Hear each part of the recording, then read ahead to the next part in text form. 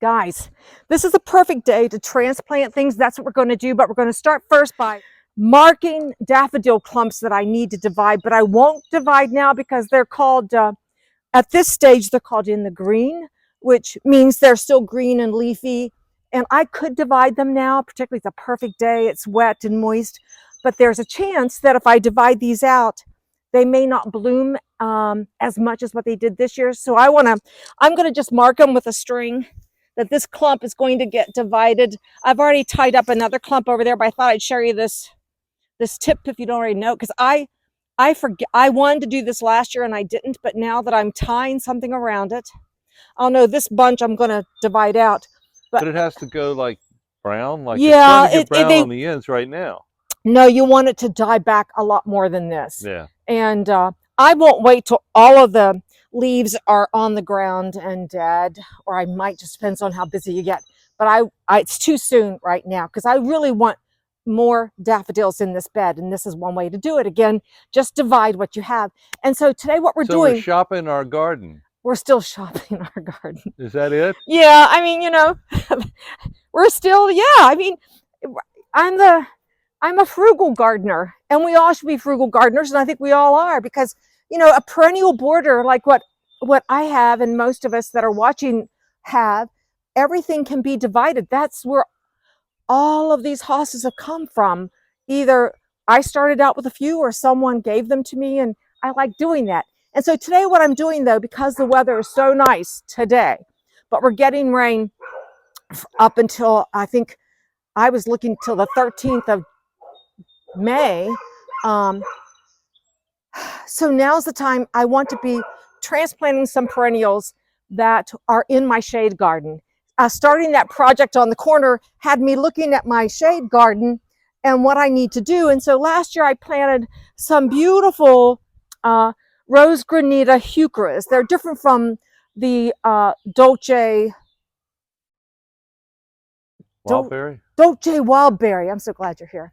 The Dolce Wildberry can take full sun, and I tested that because they're in my perennial border and they didn't miss a beat and stayed beautiful. The Rose Granita are a little less sensitive to sun. Which one's that? The Rose Granita are right back here. They look like the Dolce Wildberry. Oh, back there. Yeah, aren't they pretty? But they are a little more sensitive. I still have their tag. They are good zones 4 through 9. They're deer resistant. They like well-drained soil, which I have. And this stays shady. Not complete shade, but it's definitely, they're in a great part of the border.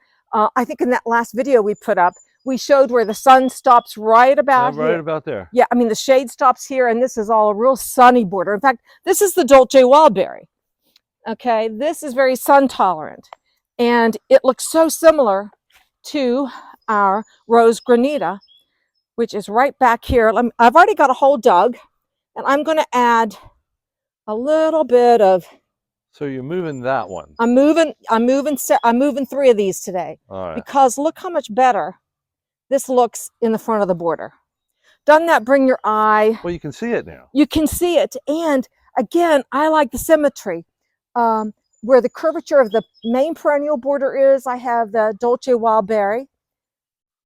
And now when I'm sitting on my deck and I look down here, now I'll be able to see the Dolce. This isn't Dolce Wildberry. This is the Rose Granita, but that same color is going to pop out to me because I have 3 to move, and I'm bringing them forward so we can see them better. And I will eventually, I didn't mention this, but with the lamb's ear, I do cut the blooms off. But when they're first emerging, they look so pretty. But once I cut these back, they never get that spike back, and the spikes tend to lop over. But then the mat, they look a little messy. Then they look messy, but then all of the beautiful foliage takes over and makes a beautiful mat. And with the rain, look how this is perked up, Reg. The transplants, I mean, perfect time to have done that. Sometimes, we gardeners, you have to make hay while the sun shines, or get out even on a cloudy day in the best weather to do some moving of your plants. So that's what I'm doing today. I am transplanting the Rose Granita Heucheras because it's moist and wet. And you want to do it on this kind of shady day. The weather's not going to get real hot. This is just my compost. They like well-drained soil. Once they're established, they can take drought. And they like to be, because I'm transplanting these and I know it's going to rain, I'm not too concerned about having to water them because I like to not stress the plant. That way I'm not stressed. You can transplant. And you don't want to be around Teresa when she's stressed. In the garden, I like to make my garden easy for me, and watering things is something I don't like to do. And I'm in a zone 6 where we usually get ample rain, at least once a week, once every 2 weeks. We had a dry spell, but it looks good now. Anyhow, so now's the time to transplant your perennials. Walk through your garden, take a look at it. That's what I did this week. I've looked at my garden differently. And I'm putting a little bit of biotone since I'm moving it around. It's a good root starter and nice clump of soil. The plant looks healthy. I'm going to put it back in the soil right like it came out. And now I'll be able to see it. And it'll provide a nice contrast to that. I think it'll bring the veining out of, which one is this? This is High Hopes Heuchera. Isn't that gorgeous? Mm-hmm. Yeah. But it needed to be. One of my favorite plants, these Heucheras, especially those that are so bright. I agree. And the colors these days are amazing. Again, I'm going to bring another one out here. Compost. If you have it. If you have good soil. Get a little biotone. So it's made easy when you have this time of season. And I know I'm going to get rain all day tomorrow, right, Reg? Oh, unfortunately. Yeah.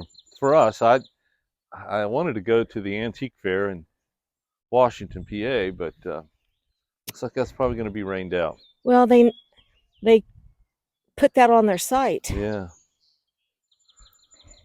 So this is planted right in. It's not going to be stressed because of the season. Well, the cool weather helps. I know. It's not going to heat up for about a week. And yay. So, yeah, that just is what I want. I needed that. Now we have one more to do. Let me bring it. You didn't move that much more than a couple of feet, but you can see it better. Yeah. Yeah. Rose Granita. And I'm not even going to water those in today, guys, because we're going to get a quarter-inch of rain. Now see back here, you can't even see this one. Where is it? Yeah, I thought I'd be able to see it, but the astilbes are. Well, once the astilbes come up, they'll. Yeah. So it's coming forward. And put that soil back in there.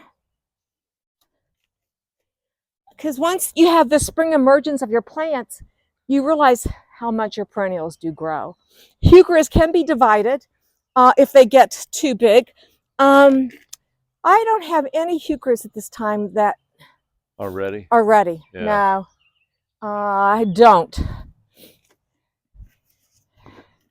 But I really like these new vibrant colors in a shade garden like this. You have such greens,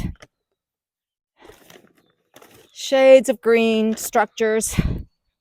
Loving it. And it looks real good, against that newly painted black fence. Who did that? Huh? I think. You have some elves come in overnight and do that for you? Unless you called him, Reg. It wasn't me. Yeah, Reg is an artist outside and inside. Always has a paintbrush in his hands. All right, so this is another one of my rose granitas. And it's going to look so much better in the front of this border. But look how easy this job is this morning. and I feel better. And it's going to You look, know, and the plants probably feel a little better, especially that one that was so hidden and that one that was almost back in there. overgrown. Yeah, it gives a little pop of color. Now it'll get, I forget what the size it does get. I think it's in my pocket. 12, 15 inches wide. How wide does this get? 12 to 14 inches wide. So there you go. You know, it's going to fill in this little spot and just be a little pop of color. And what it'll do, you know, all the details. It'll pick up the little bit of variegation in all the astilbes and in the painted ferns. It'll pick up that purple. So two projects that were on my list are done, and it didn't take, but I don't know, if I didn't talk so much, 5 or 7 minutes. But this is gardening on the West Fork. Zone 6, I plant zone 5. We just did some transplanting of perennials. I'm going to sit on the porch today and see what else I need to move around to make it look better. One thing you got to remember, and you know this if you're a gardener of any kind, you can move your plants about any time. I have moved plants all the time, as long as you keep them a little watered. So thanks for watching Gardening on the West Fork. We'll see you in the next one. Bye.